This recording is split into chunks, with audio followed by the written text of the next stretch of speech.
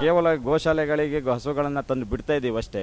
ಆದರೆ ಅದನ್ನು ಮುಂದಿನ ಹಂತವಾಗಿ ಅದರ ರಕ್ಷಣೆ ಆಗಲಿ, ಅದಕ್ಕೆ ಆಹಾರ ಆಗಲಿ, ಯಾವ ರೀತಿ ಆಗ್ತಾ ಇದೆ, ಅದಕ್ಕೆ ವ್ಯವಸ್ಥೆ ಆಗ್ತಾ ಇದೆಯಾ, ಇದ್ರ ಬಗ್ಗೆ ಯೋಚನೆ ಮಾಡಿದಾಗ ನಾವೇ ಯಾಕೆ ಇದ್ರ ಬಗ್ಗೆ ಒಂದು ಅಭಿಯಾನ ಮಾಡಬಾರ್ದು? ಒಂದು ಟ್ರಸ್ಟ್ ಮುಖಾಂತರ ಒಂದು ತಂಡ ಕಟ್ಟಿಕೊಂಡು ಈ ಸಮಾಜದಲ್ಲಿ ಒಂದು ಜಾಗೃತಿ ಮಾಡುವಂಥ ಕೆಲಸವನ್ನು ಮಾಡಬೇಕಾಗತ್ತೆ.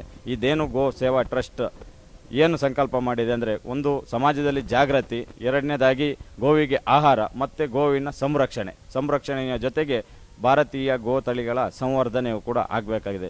ಈ ನಿಟ್ಟಿನಲ್ಲಿ ನಾವು ಸಮಾಜದ ಮಧ್ಯದಲ್ಲಿ ನಿಂತ್ಕೊಂಡು ಕೆಲಸ ಮಾಡಬೇಕಂದೇಳಿ ನಿಶ್ಚಯ ಮಾಡಿದಾಗ ಹುಟ್ಟುಕೊಂಡಿದ್ದೆ ದೇನು ಗೋ ಸೇವಾ ಟ್ರಸ್ಟ್ ಮತ್ತು ಗೋವಿಗಾಗಿ ನಾವು ಎಂಬ ತಂಡ.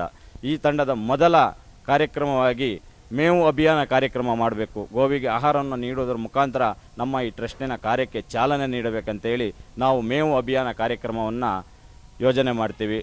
ಗೋವು ಈ ದೇಶದ ಸಂಪತ್ತು, ಸಂಸ್ಕೃತಿ ಎಲ್ಲ ಆಗಿದೆ. ಅದರ ಉಳಿವಿಗಾಗಿ ನಾವು ಇವತ್ತು ಕೈ ಜೋಡಿಸಲೇಬೇಕಾಗಿದೆ. ಗೋವು ಉಳಿದರೆ ಮಾತ್ರ ಮಾನವನ ಬದುಕು ಉತ್ತುಂಗಕ್ಕೆ ಏರಲು ಸಾಧ್ಯವಿದೆ.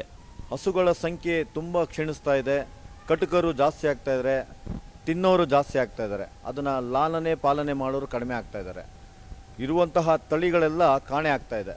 ಈ ಟ್ರಸ್ಟಿನ ಉದ್ದೇಶ ಇರುವಂತಹ ತಳಿಗಳನ್ನು ಉಳಿಸ್ಕೊಂಡು ಮುಂದಿನ ಪೀಳಿಗೆಗೆ ಹಸುಗಳ ಬಗ್ಗೆ ಮತ್ತು ಮುಂದಿನ ಪೀಳಿಗೆಗೆ ಇರುವಂತಹ ಹಸುಗಳ ಬಗ್ಗೆ ಹೆಚ್ಚಿನ ಮಾಹಿತಿ ಕೊಟ್ಟು ಈ ಥರ ಹಸುಗಳಿತ್ತು, ಇನ್ನೂ ಇರುತ್ತೆ ಅನ್ನೋದೇ ಈ ಟ್ರಸ್ಟ್ನ ಉದ್ದೇಶ. ಅದನ್ನು ಡೆವಲಪ್ ಮಾಡಬೇಕು, ಅದನ್ನು ಉಳಿಸ್ಕೊಬೇಕು.